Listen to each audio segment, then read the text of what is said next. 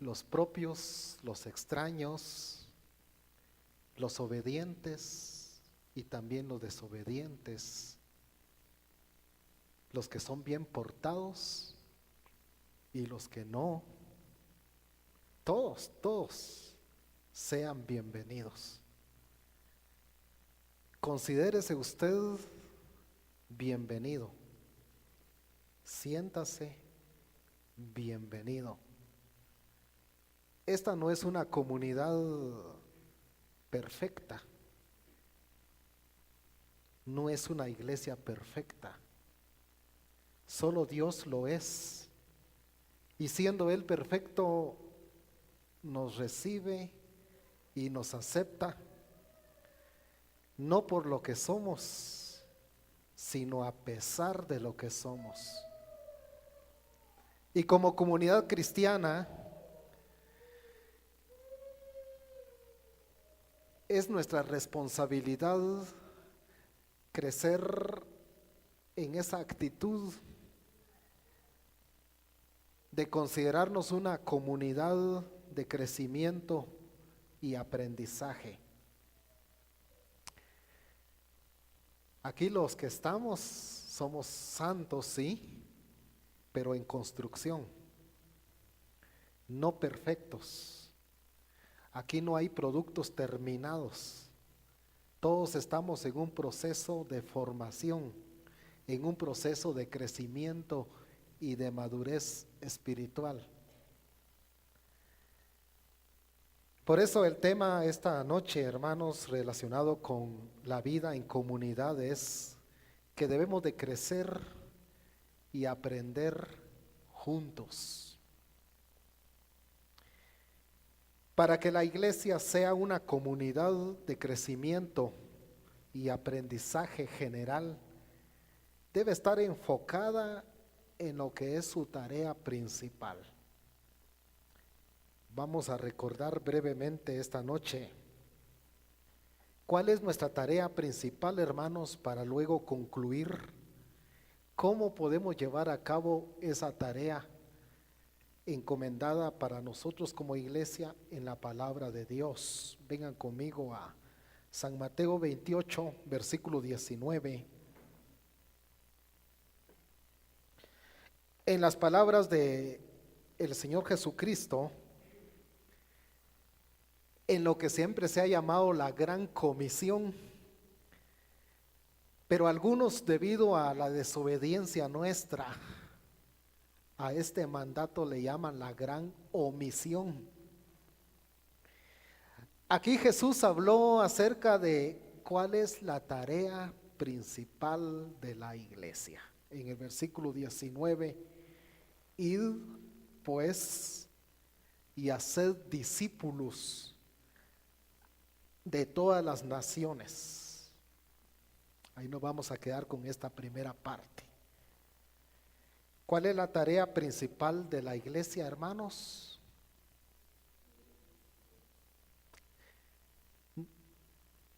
El ir, pero va acompañado del hacer discípulos. Y quiero enfocarme en la palabra discípulo. Esta palabra discípulo no nos habla, hermanos, de alguien que ya alcanzó la perfección, porque ya no sería discípulo, ¿verdad? Ya sería maestro. No nos habla de alguien que ya alcanzó la meta suprema de ser igual a Jesús, porque entonces ya no sería discípulo. Cuando hablamos de discípulo tiene que ver con alguien que está aprendiendo o tiene la disposición de aprender. Algunas Biblias traducen la palabra discípulo que aparece acá en el versículo 19 como aprendedores de la palabra, como aprendedores. El término que aquí se usa, hermanos, podemos verlo de dos lados. Desde el lado de quien realiza la acción, pero también podemos verlo del lado de quien recibe la acción. Veámoslo primero del lado del quien recibe la acción. Es alguien que se convierte en alumno. Y un alumno pues siempre va a estar con la actitud de aprender. Y siempre va a saber que necesita seguir aprendiendo. Y la vida cristiana es así, hermanos. Mientras vivamos siempre necesitamos estar aprendiendo. Pero también poniéndolo del otro lado, del que realiza la acción, es la persona que discipula, es la persona que enseña. Y pensando en cada uno de nosotros, hermanos, cada uno de nosotros está en los dos lados. Por un lado, somos aprendedores, pero por otro lado, aunque usted no lo quiera, aunque usted no lo acepte, usted enseña. De manera intencional o no, usted enseña.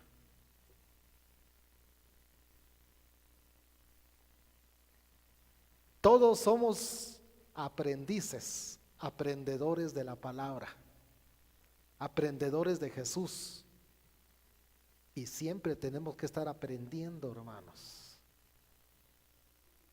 Pero aquí hay creyentes antiguos. El que ya tiene más de 2 años de ser creyente, no solo es un aprendedor y tiene que seguir siendo un aprendedor, sino que ahora debe enseñar. Aquí hay líderes que por nuestra posición de liderazgo no solamente tenemos que aprender, hermanos, sino también enseñar. Hay predicadores, hay pastores, hay maestros. El maestro enseña, pero al mismo tiempo tiene que seguir aprendiendo para que tenga que enseñar. Y desde el momento que deje de aprender, pierde el derecho de enseñar. ¿Se dan cuenta? Que uno está, hermanos, en la posición de alumno, pero también tiene que estar en la posición de maestro. De modo que lo que Jesús está diciendo, hermanos, acá en San Mateo 28:19 es que su iglesia estaría integrada por personas que siempre estarían aprendiendo, personas en proceso de formación, no productos terminados. Esta tarde, juntamente con mi esposa, alguien nos decía, la iglesia es como un hospital. Y yo estoy de acuerdo con eso. En donde quienes visitan o quienes llegan son personas que necesitan sanar, necesitan curarse, necesitan rehabilitarse, necesitan restaurarse. Y es más, pienso que al igual que un hospital, la iglesia debería de tener sus salas, ¿verdad? La sala de cuidados intensivos.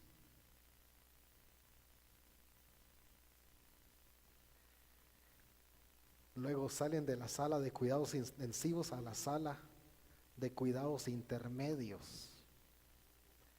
Luego la sala donde están los que ya están estables. Luego los que solamente necesitan consulta externa. Solo que a diferencia, hermanos, de un hospital, ahí los miembros no se retiran. Y no se retiran porque no es asunto que ya no necesitan. Siguen en el hospital, recibiendo todavía las atenciones del hospital para rehabilitarse, para restaurarse, para crecer, para madurar, para nutrirse más. Pero no solamente siguen recibiendo, sino comienzan ya a dar. Ya son parte activa, no solamente pasiva. No solamente son receptores, sino que ahora también son sujetos para poder ayudar a otros en el hospital. Así es la iglesia, así debe ser la iglesia. Por eso, hermanos, me gusta el tema que los americanos vinieron a desarrollar dentro de nosotros, un discipulado para la vida. Y aquí nos está hablando acerca de un proceso que el Señor Jesús inició y que nosotros debemos de continuar. Y es un proceso, hermanos, que tiene que darse en que alguien nos discipula, nos discipuló a nosotros, ahora nosotros tenemos que discipular a otros. Y que el proceso continúe. El apóstol Pablo también, hablando acerca de la tarea principal de la iglesia, hermanos, nos dice cuál es la meta, qué es lo que uno persigue, cuál es el objetivo que uno persigue en las personas a quienes discipula, a quienes enseña. Vengan conmigo a Colosenses el capítulo 1 y versículo 28. Colosenses capítulo 1 y versículo 28.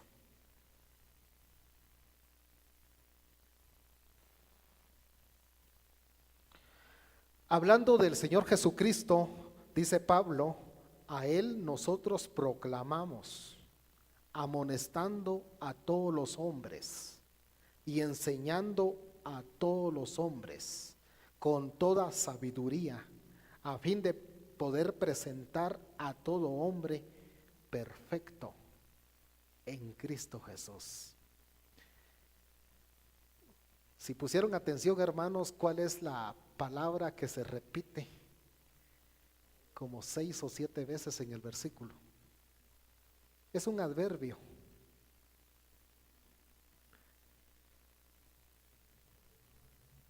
Es la palabra todo o toda. Porque este versículo nos está hablando de plenitud. Y lo que se busca, hermanos, al enseñar, al amonestar a todo hombre, a toda mujer, en toda sabiduría, con toda diligencia, es que cada mujer y cada hombre llegue a la perfección, llegue al varón perfecto, a la mujer perfecta. Pablo añade en Efesios, a la altura de la estatura de la plenitud de nuestro Señor Jesucristo. Es decir, hermanos, que cada uno de nosotros alcance la plenitud y la potencialidad como persona que debíamos de tener de acuerdo al diseño que Dios estableció en el principio. Recuerden que Dios hizo a un hombre y a una mujer perfectos. Adán y Eva fueron perfectos, pero perdieron su perfección, perdieron la plenitud, la potencialidad que Dios había puesto en ellos debido al pecado, debido a la caída. Y hoy en Cristo Jesús, que es el segundo Adán, se quiere recuperar lo que se perdió con el primer Adán. Y dice Pablo, ese es el propósito, hermanos, de estar en la iglesia. Que lleguemos a ser personas como lo fue Jesús, a la plenitud de Jesús, a la perfección de Jesús. Cuando Pilatos presentó a Jesús ante la turba que pedía su crucifixión, las palabras que usó Pilato ahí en Juan 19:5 es: he aquí el hombre. ¿Qué quiso dar a entender Pilato con presentar a Jesús como el hombre? Dicen los comentaristas que lo que Pilato quiso decir es: aquí está un hombre auténtico, un hombre de verdad, Y es que el pecado, hermanos, a nosotros nos ha degenerado. A veces nosotros le llamamos hombría a lo que realmente es machismo. O se le llama feminidad a lo que realmente es feminismo. Y muchas veces caemos en el mundo de las apariencias, queriendo representar o aparentar algo cuando en realidad somos otra persona. Pero el propósito, hermanos, del aprendizaje aquí en la iglesia es la madurez y el crecimiento espiritual. Y es ahí donde tenemos que ayudarnos los unos a los otros en esta tarea.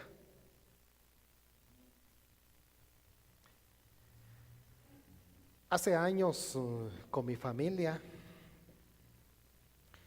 conocimos a un joven que andaba en las calles. Creo que ya conté esto una vez acá, pero como no todos vienen a los cultos. Y a este joven que andaba arrastrado por el vicio, le decían de sobrenombre Chayán. Su nombre de él verdadero es Isaías, pero le decían Chayán. Dado su vicio, él tenía el pelo ya de color amarillo. Yo creía que él se lo pintaba, pero no, era porque el vicio lo había degenerado tanto que había perdido el pigmento natural de su pelo. Y por esa área de la frontera hubo un tiempo que hubo una especie como de limpieza social. Así que todos los amigos de Chayán estaban muriendo uno por uno. Entonces había limpieza social. No sé quién lo estaba haciendo, pero estaban muriendo. Pasando un día por el barrio, por una casa sola, yo vi que ahí estaba Chayán y lo llamé para la cerca y le compartí de Cristo, del amor, lo invité a la iglesia y para mi sorpresa llegó a la iglesia y llegó a arreglar su vida con Dios. Los jóvenes de la iglesia se interesaron en él y lo llevaron a un centro de recuperación donde estuvo 3 meses y Chayán se recuperó. Regresó del centro. Después los jóvenes lo acompañaron para que él continuara estable, creció, maduró espiritualmente, llegó a ser parte activa de la iglesia. Un joven le dio espacio en su casa, en su cuarto. Ahí dormía juntamente con él. Y cuando este joven daba su testimonio decía, Chayán murió, ahora vive Isaías. La última vez que lo vimos estaba en un centro de capacitación misionera para ser misionero. No sé cómo está ahora, pero el evangelio, hermanos, transforma y cambia. Y nosotros tenemos que estar dispuestos a ver cambios. Y es posible ver cambios, pero cuando nos ayudamos los unos con los otros. Por eso digo que somos una comunidad donde tenemos que crecer juntos y aprender juntos. Los mayores ayudar a los menores, los adultos a los jóvenes, los antiguos a los nuevos, como una comunidad donde crecemos, hermanos, y aprendemos juntos. ¿Cómo realizar la tarea?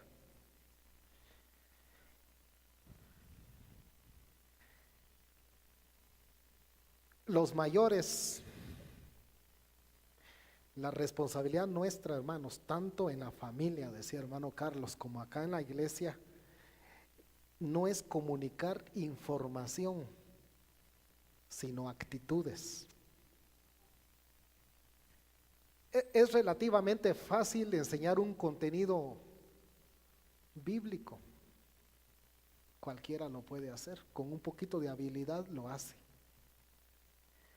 Pero la verdadera enseñanza, hermanos, que va a impactar y va a ayudar a otra persona, es cuando uno comunica a través de su propia vida un estilo de vida cristiano.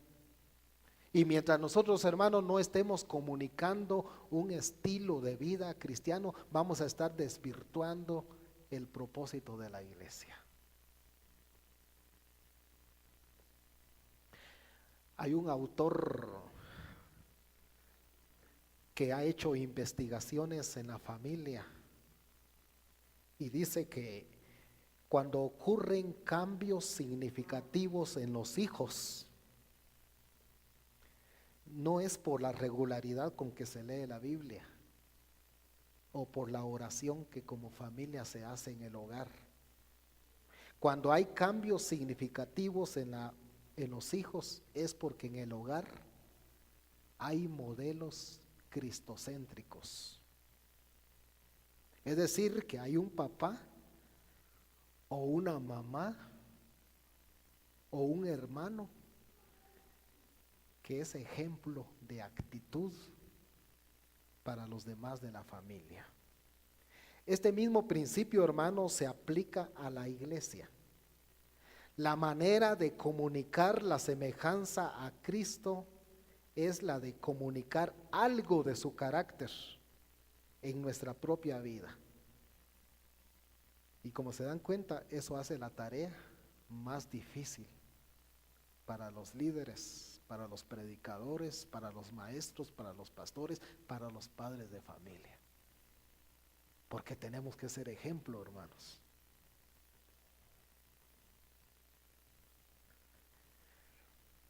Vengan conmigo a San Mateo capítulo 11. San Mateo capítulo 11.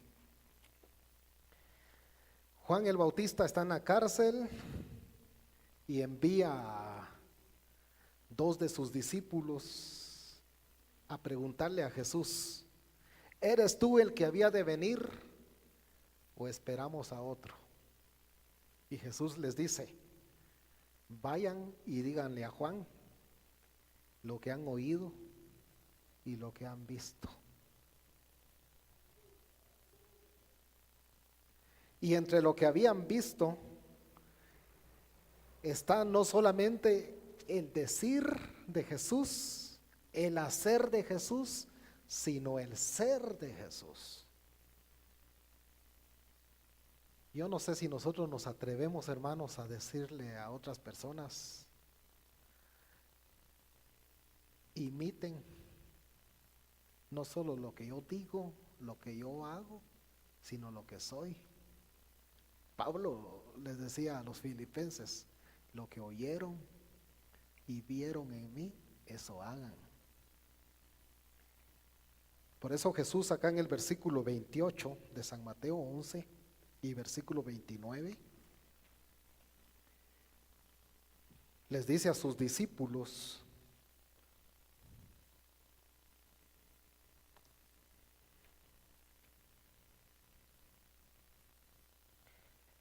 venid a mí todos los que estáis muy cansados y cargados, y yo os haré descansar. Tomad mi yugo sobre vosotros y aprended de mí, que soy manso y humilde de corazón, y hallaréis descanso para vuestras almas.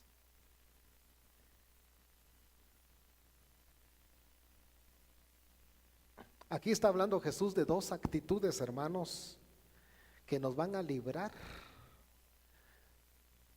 de nuestras luchas diarias y conflictos, y que van a mostrar el amor de Dios a las demás personas. ¿Cuáles son esas dos actitudes? La mansedumbre y la humildad. Aprended de mí, dice, que soy manso y humilde de corazón. Más adelante ahí en Efesios capítulo 4, y con esto termino, versículo 1 y 2, Pablo recalca que estas dos actitudes, hermanos, la mansedumbre y la humildad, son esenciales en la vida cristiana. Efesios 4, versículo 1 y 2 dice: así que, hermanos míos, amados y añorados, gozo y corona mía, estad así firmes en el Señor, amados. Estaba leyendo Filipenses. Efesios 4, 1 y 2. Yo pues, prisionero del Señor, os ruego que viváis de una manera digna de la vocación con que fuisteis llamados, con toda humildad y mansedumbre, con paciencia, soportándoos unos a otros en amor. La mansedumbre, hermanos, y la humildad. Debemos de preguntarnos esta noche, ¿qué tan mansos somos nosotros?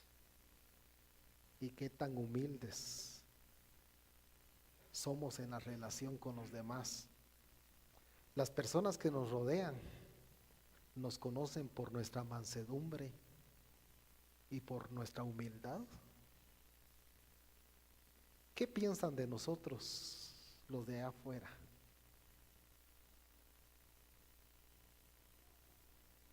Ahí se reúnen personas mansas y humildes.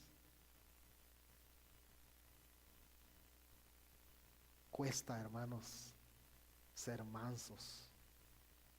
Cuando yo pienso en mi familia, por ejemplo, en la casa me cuesta a mí la mansedumbre.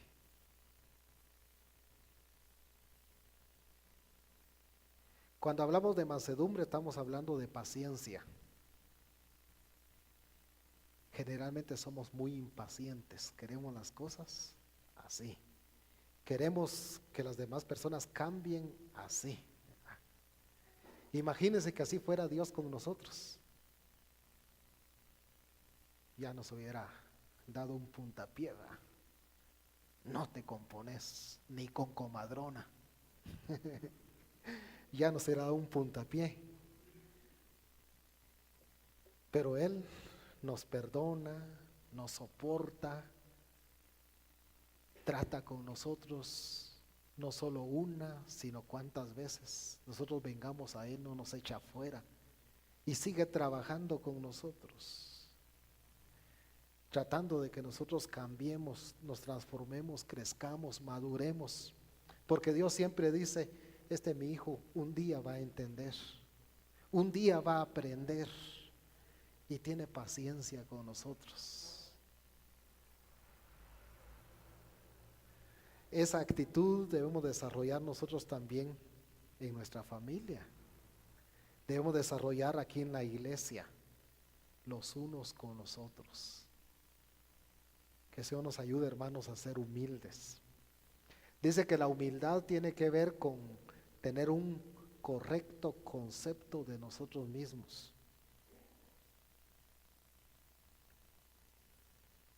La humildad está en medio del complejo de superioridad y del complejo de inferioridad, que son las dos cabezas de la misma serpiente. Esta serpiente se llama orgullo. El complejo de superioridad es orgullo superior. El complejo de inferioridad es orgullo inferior. Pero ser humilde es tener un concepto correcto de uno mismo, ni sentirse más ni sentirse menos, sino lo que uno es. Por eso Jesús dice, aprended de mí que soy manso y humilde de corazón y hallaréis descanso para vuestras almas. El problema muchas veces, hermanos, es que nosotros entramos como a un juego. Cuando vamos a ir al culto, buscamos nuestro mejor traje. Y de la puerta para adelante nos transformamos, ¿verdad? Tomamos actitudes para demostrar que realmente estamos bien con Dios. Porque creemos que los demás son perfectos.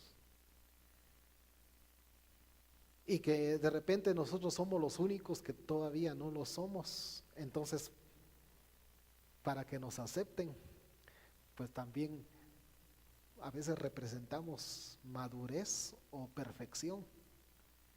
Cuando realmente, hermanos, todos estamos aprendiendo, todos estamos luchando, todos tenemos que ayudarnos los unos a los otros.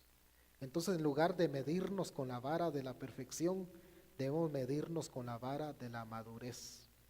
En lugar de considerarnos como productos terminados, considerémonos en proceso de formación o de madurez y aprendamos a crecer y a madurar juntos. El próximo jueves vamos a continuar con este tema. Que el Señor nos ayude, hermanos. Les invito a ponerse de pies. Amado Padre, damos muchas gracias porque esta noche estamos en la comunión contigo y también en la comunión de los santos. Santos en proceso de formación, en proceso de madurez. Ayúdanos, Señor, a vernos así, con la intención de seguir madurando, de seguir creciendo, pero también con la intención de poder ayudar a otros a crecer y a madurar. Y que nosotros no nos sintamos, Señor, ya autosuficientes, sino que sigamos aprendiendo de otros que nos pueden enseñar también a nosotros. Que como comunidad, Señor, de crecimiento y aprendizaje, podamos ayudarnos los unos a los otros para llegar a la madurez. Ayúdanos, Señor, a desarrollar de manera natural el proceso de discipulado entre nosotros. Que podamos, Señor, ser discipulados por otros que nos pueden enseñar y nosotros discipular a quienes necesitan aprender de nosotros. Ayúdanos, Padre, a ser parte activa de este proceso y no solamente parte pasiva. Ayúdanos, Señor, a poner en práctica lo que nuestros hermanos nos vinieron a recordar y que siempre hemos aprendido en tu palabra. En Cristo Jesús. Amén.